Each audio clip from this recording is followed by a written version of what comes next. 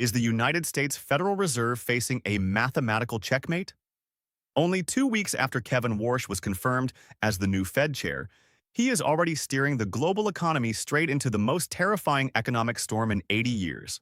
It is an absolute baptism of fire, Liam. With the closure of the Strait of Hormuz choking global energy supplies, core PCE inflation has just spiked to a shocking 3.8%. At the exact same time, global growth is actively collapsing. This is textbook supply-side stagflation. Today, we are breaking down the hidden math behind the Fed's trap. We will reveal why the traditional tools are completely broken, why an interest rate hike is back on the table, and most importantly, the 5-minute strategy to safeguard your capital. Alice, let us get straight to the point. The new Fed chair. Kevin Warsh is known to be an inflation hawk. With PCE soaring at 3.8%, why doesn't he just aggressively raise rates like Paul Volcker did in the 1980s? Because in 1980, the US national debt was less than $1 trillion. Today, the national debt is rapidly closing in on a monstrous $39 trillion. The math is simple, Liam.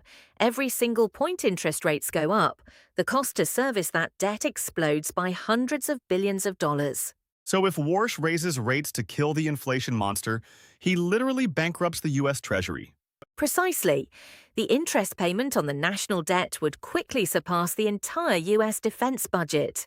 It would trigger an immediate sovereign debt crisis and a total collapse of the banking system. It is a mathematical impossibility. But what happens if he capitulates?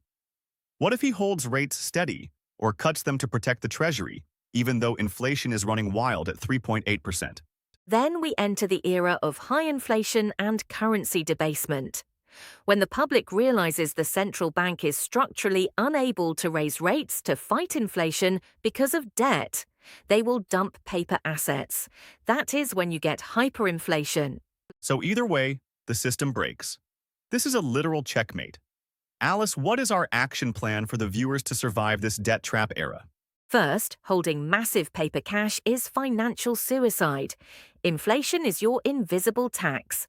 Second, pivot your portfolio into scarce, high-utility assets, energy sectors, raw commodities, and technological value.